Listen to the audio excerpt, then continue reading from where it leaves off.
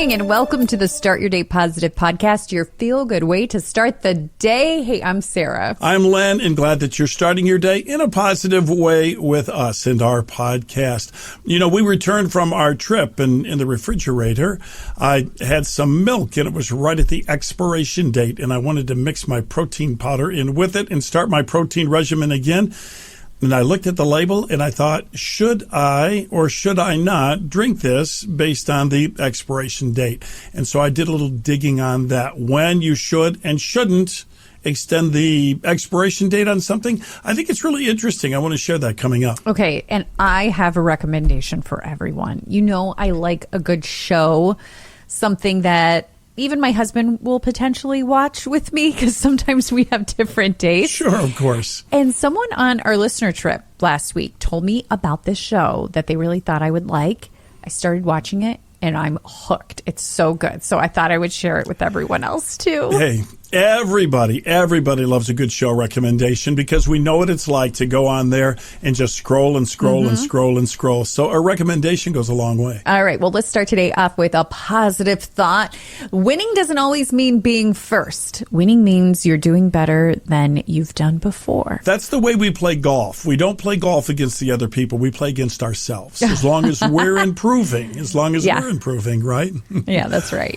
All right. Well, today is Tuesday, August the 4th, and let's see what's going on. Spider-Man, brand new day, just swung into the record books, earning an incredible $360 million in the North American opening weekend, setting a new all-time record and surpassing Avengers Endgame.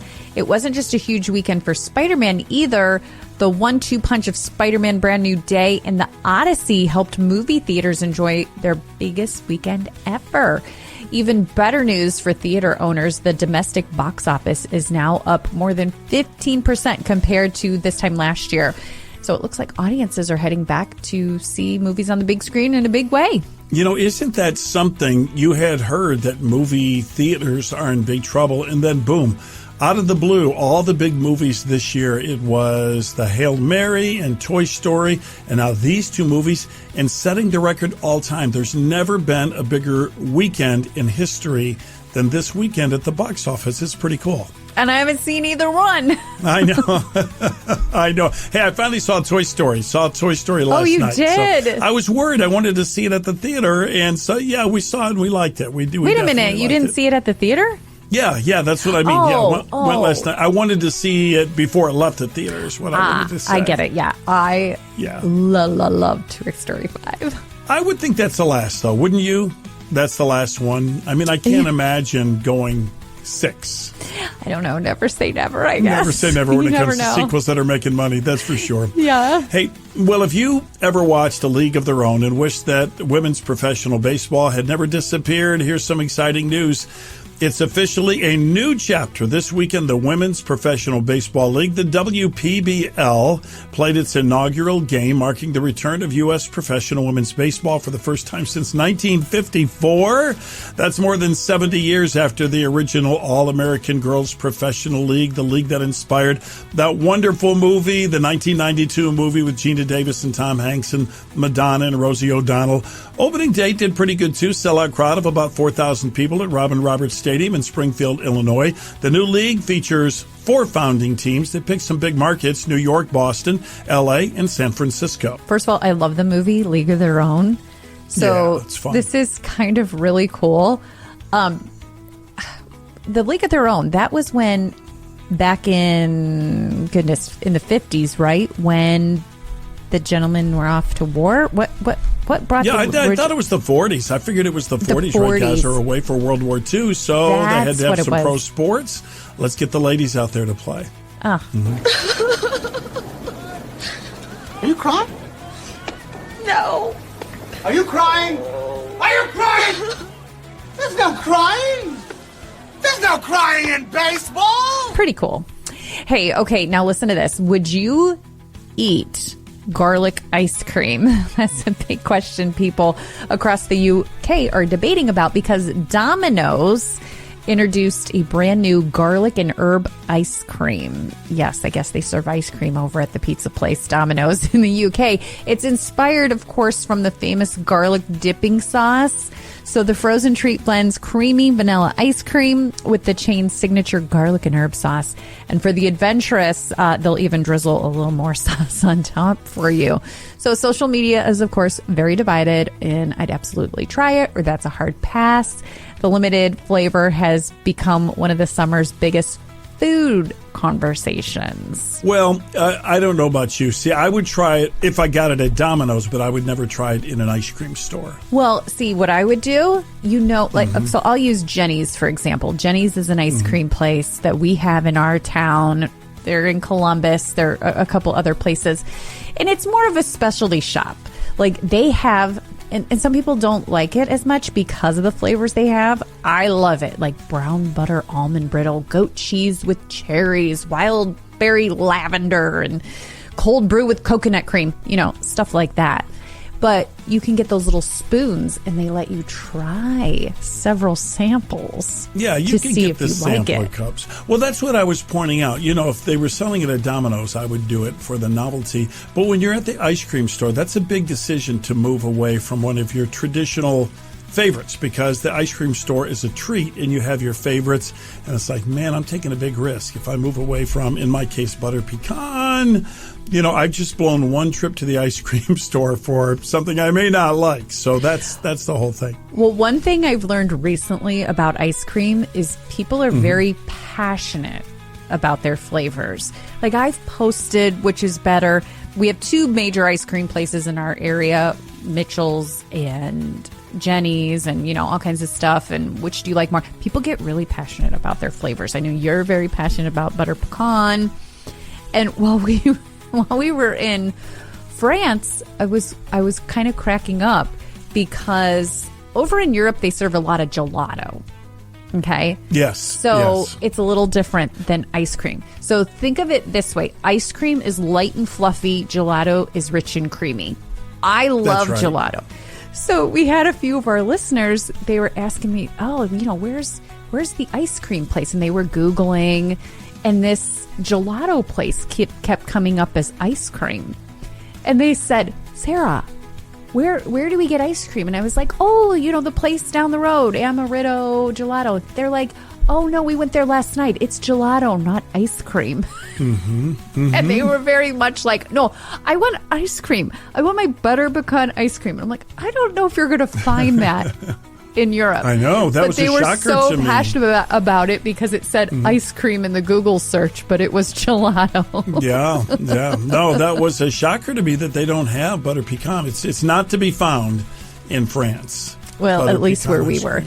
No butter pecan ice cream and no Mexican restaurants, at least where we were. This is what we discovered. But I am a big fan of unique ice creams. Like I said, one of my favorite flavors. I do love butter pecan, but the ones at Jenny's are really good to me. So I don't mind being adventurous. Yeah. I don't mind being adventurous with my ice cream sometimes. What about the one that Domino's has come out with? Does that sound good? Garlic and herb? It doesn't sound very good, but I would try a sample. A cup of coffee, a thankful heart, a brand new day, positive with Len and Sarah. So if you've ever turned up respect in the car, R-E-S-P-C-T. If you've ever sang a little Stevie Wonder, danced to Prince, maybe belted out a Whitney Houston song, let me tell you, this is for you. I just noticed in my little flyer that I got from the Cleveland Orchestra, Experience Summer with the Cleveland Orchestra at Blossom this coming Saturday, August 8th. It's the Voices That Changed Music and Aretha Franklin songs, Stevie Wonder, Whitney Houston, Elvis Presley songs. Oh my goodness. I was like, this is going to be so good. I love those songs. And it's so iconic when you when you picture those songs with the sound of the Cleveland Orchestra and the power of the Cleveland Orchestra behind that, pack a picnic, grab a blanket if you're sitting on the lawn and experience, this legendary music on the lawn is our favorite way to do it. But if you would rather be up close and get a seat underneath the stage, that's a wonderful way to see it too. But I love heading to the Cleveland Orchestra to see them at Blossom during the summer. I will tell you, this may be, I always want to decide which week I'd like to go. I wanted to go to the week with John Williams and the movie soundtracks, but the artists and the songs you just mentioned with the orchestra, people will be dancing in the lawn. It's going to be fantastic. Oh, I'm definitely going to the music of John Williams too. That's the end of this month of Labor Day weekend. Right. But this sounds fantastic. That's 3 nights as well. So check out the whole schedule because there's so many good concert nights left, from classical to more of the pop music to the movies like John Williams. You can get tickets and information. We're so glad to have them as a sponsor of the podcast. It's clevelandorchestra.com. Whoa, tick tock, woo, time goes so fast. It happened today, let's remember.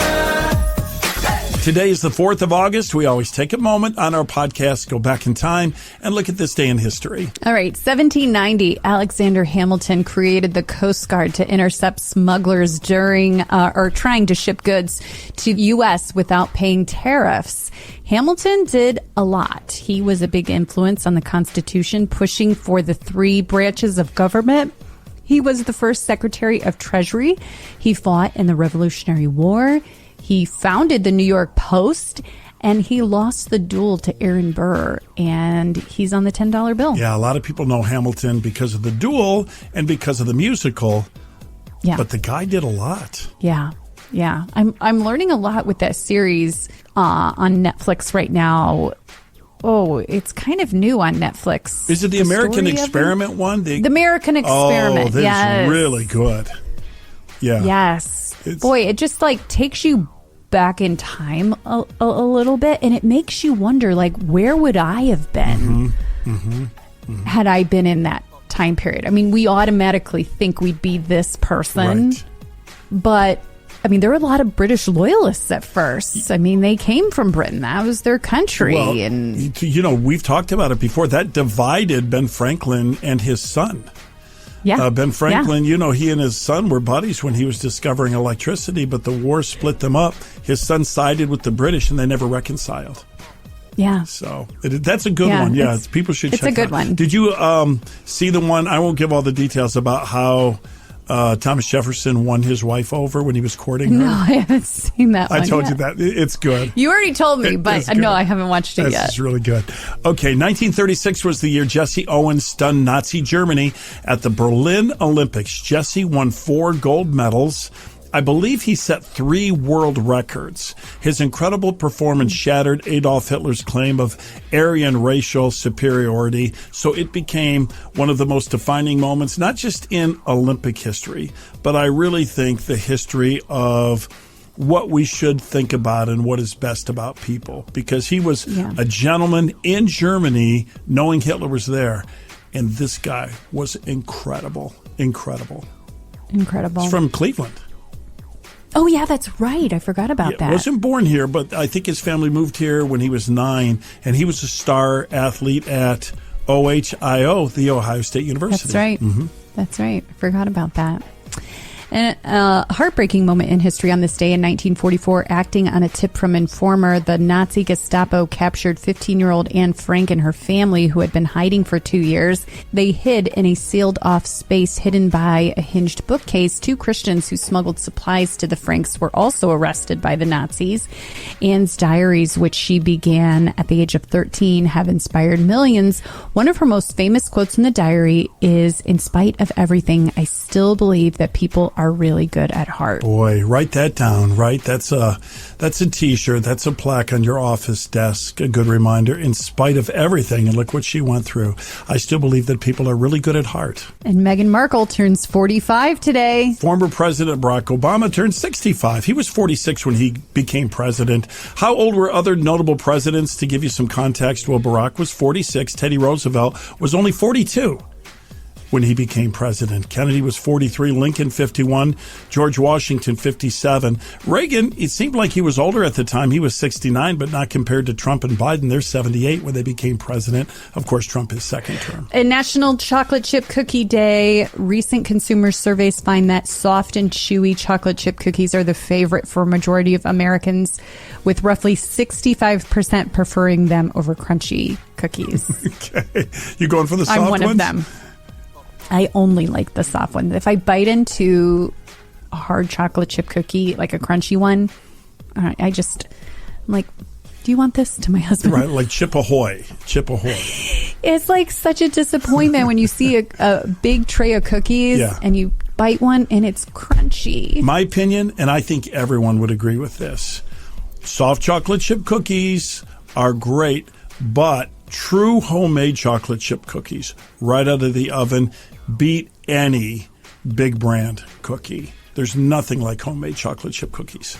I like any kind of soft chocolate chip cookie. Whatever. They're all good, right? They're all good. I don't have homemade as much anymore. I had to take such a strong stand on that. Right? I know you're like very passionate about that. You must have a lot of homemade chocolate chip cookies. Don't mess with my homemade cookies. Their attitudes are just contagious. I appreciate that. Len and Sara are always fun, positive. They're hilarious. They laugh a lot. I love them. They're so great. Very energetic, always upbeat, never down. I always love a good recommendation, and I love it when people send me ideas of things to watch, so I like to share some too. My husband and I love watching shows at night or on the weekend. It's like, okay, what are we going to watch now? Sometimes we don't have the same taste. I don't know if that happens to any other spouses, but so we end up like, okay, what'll you watch? And so it's very rewarding when we find something that we both like. And when we were on our trip last week, I was talking to one of the travelers with us, and I love history. I always have. And I said how much I loved the show The Crown that was on. It was on Netflix. I think it's still out there. I just love when history, embellished, I know some, is told in a show. I just find the royals and all that stuff fascinating. So he's like, oh, if you loved The Crown, you will love Victoria. And I'm like, oh, I never even heard of this. And it's basically, it was from PBS Masterpiece Theater, I think they used to call it. And it's on Netflix now. And it's the story of Victoria and Albert. Like, I didn't even know about them. We learned a lot about them in England. I too. I'd heard the names, but I did not know how amazing their relationship was and how cool their history is. Yes. No, I had no idea. I only knew of it as a restaurant at Disney World, Victoria and Albert's. I'm like, oh, these were real people, and this was a real part of history. This is cool. So started to watch it, and both my husband and I really liked it. So I thought, okay, I'm only in, I think my second episode or so, but it's so good. It focuses on her reign and, politics, family, marriage, and all of that. But it's very similar, I feel like, to The Crown or Downton Abbey, if people have ever watched those type of shows. But I love it. So far, I love anything like this. I could watch that easy. After going to London, I'd never seen anything like that monument that she made for Albert. It's unbelievable. Yeah. It's spectacular. So you've piqued my curiosity. It's called Victoria. Victoria. So I would recommend it. I think it's for people who are history lovers. Like I said, maybe The Crown or Downton Abbey fan. And anyone who just likes a show that's like, it was very easy to watch and a little relaxing. You know what I mean? And I love the costumes, and that time period is always fascinating to me. So I thought I would share that as well. That's what I'm watching this week. Well, of course, we've been talking about our trip to London and Paris. When we were in France, we went to Versailles. Of course, that was the luxury accommodations of King Louis XIV. And we were going through his palatial palace, stopped in one of his bedrooms, and I looked, and his bed was there. And the first thing that went through my mind was, he probably could have got a much more comfortable mattress for a lot less money at Northeast Factory Direct. And I bet you the people of France would have loved that he saved money. That's right. It was just kind of funny. I was thinking about that. I thought it's probably okay, but the selection he would have had at Northeast Factory Direct. Then I was looking at some of his chairs, and I thought, you know what? He probably could have saved so much. He could have got a new recliner, too. So.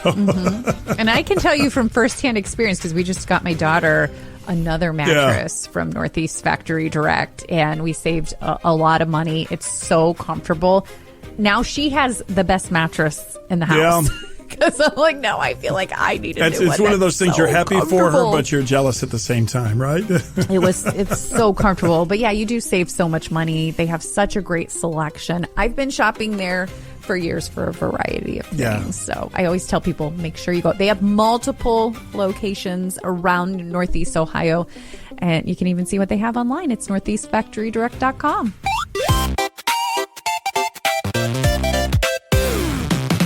Positive with Len and Sarah. I've got a question for you. Are you the person who throws things away as soon as it passes the label's best if used by date, or do you stretch it and say it's probably okay? I'm asking everyone, but I'm asking you in particular. Where do you lean on that? If it says best by, I'm a little lenient. If it says use by, it's out of there. Okay. Well, what most people don't realize is those labels, there's no actual standard as to what they mean. You can kind of put whatever you want to. So best before, best by, best if used by, enjoy by, sell by. It's actually subjective. There's not a standard. California actually, just FYI, they're trying to create a standard so we know what those things mean. But a lot of people don't realize that unopened canned foods like beans, tomatoes, fruit, vegetables, shelf-stable food packaged in liquid, they actually can last for years after the date stamped on the label. You can just have them in there. It's part of your survival kit, right? Yeah, well, some people figured this out several years ago. You know, have you ever been to a salvage store? I haven't, but I've heard about them. Oh, they're everywhere out by my parents. Yeah. And so we called it the dent and bent because the cans are a little dent and bent. Yeah. But they sell stuff that's expired because they know it's still good, and they're busy stores. Yeah. Well, obviously it's different when something's opened. If there's a lot of liquid, it's not refrigerated. But there's a guy by the name of Donald Schaffner. He was in an article. This is why I bring this up, because recently I've seen a bunch of people throw stuff away when it was right on that date on the label, and I said, you don't have to throw that away, but do what you want. And it was just right in the garbage. But he is a food safety expert from Rutgers University, and he says basically, so this isn't me, I'm not giving advice. This is him. He says, in general, people should use their own judgment, look for signs like mold, strange odors, and unusual colors to decide whether to toss the food or not. You kind of have to use your own judgment. Well, I always do with the best by date, but he's talking use by too, if it says use by? Yeah, because it's just, it really, there's no set rules about that. Interesting. I don't know. I don't know if I could be lenient on the use by one. Most of them say best by, though. I feel compelled to, and it's probably because I'm not the person really responsible for the pantry. I just kind of jump in, share my opinion, and jump out. That's different than when you're responsible for the family's health and safety and nutrition. Well, for me, it's when I have to buy that one ingredient for a recipe that I'll really not use again for a long time. Right. And then I go back into the cupboard and I use the maple sugar instead of the regular sugar. And it's like, oh, this is like crystallized. Right. I hear not that. Still good. You know what I mean? Well, here's one that I probably have pushed to the limit. So I love bacon bits, but real bacon. Right. So those hard, crusty, when they make them out of I don't know what, those aren't any good. But recently now, some of the stores have real bacon bits that are refrigerated and they're in the resealable bag. And you can only use so many bacon bits at once, right? So you buy the whole package and now they're going to go to waste. And only me, but I got to admit, I've left those babies in the fridge, in the whatever the tray is you pull out that, you put stuff in there. I've had them in there and I sprinkle them generously on my salads for months. Is that probably too much? Yeah, I used to be that way with cheese. I didn't, like when I was young, like years ago, first got my first apartment, I'd get a pack of the shredded cheese and I would just use it for like a month. Right. And I still remember I looked on the back of the package once and it was like, consume within 5 to 7 days of opening. And I'm like, uh-oh, I've been eating. But with cheese, if you bust off the MOLD, you can still eat it, right? I never had mold. If it would have had mold, I wouldn't have gone eaten away. it. Okay. But now I'm like really weird if it's been like, and I'm like, what do people do? Do they expect us to put sticky notes on stuff opened on 5/7? I'm glad you said that. How do you remember I've got 5 your to answer. 7 days? I so have your answer. Okay? Tell me. So the USDA has an app. It's called Food Keeper. Download the app. It's free. It's called Food Keeper, and it does two things. Number one, it lists every category of food imaginable, and it tells you how long it can sit once it's A, just purchased, or B, refrigerated, or C, opened. And so it tells you, if you opened it, you got 2 days or whatever the case might be. But if you didn't open it, maybe you have 2 months. And it breaks all that down. It's real easy. You just scroll through and it's got every food that you can imagine listed. But secondly, it actually has a built-in calendar so you can put stuff in there when you buy it, and then you'll know how long you've had it.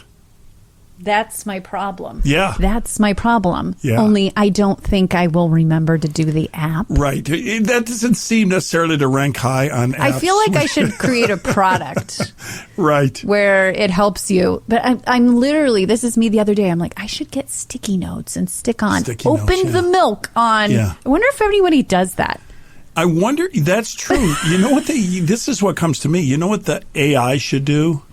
You should be able to open your fridge, take a picture, and it automatically does that. It reads it somehow. I don't know how it would do it. No. You should be able to. This is what's going to happen in the future. You're going to be like, hello, fridge, opening milk. Please remember, I'm opening milk today. That's right. And then the next time when it's to that 7-day mark and you grab the milk, it'll warn you. It'll go, just to let you know, Sarah, you opened that milk on blah. I would actually buy that fridge. That actually sounds very realistic. Only difference about your illustration, I think, would be different is I don't think yours would have a female voice. I think it would have that Australian guy's voice that all the girls download on their Siri and stuff. Wouldn't that be a good idea, though? It's a great idea. It's a wonderful idea. I love this. But in the meanwhile, I think you'll enjoy the app, if nothing else, to find out which items can last under what circumstances. So just go to the App Store, Google Play. It's Food Keeper. It's from the USDA. Hey guys, Mark Wahlberg here, and I just want to say from myself and everybody at Mark Wahlberg Chevrolet, we're wishing you a day of faith, family, and fun.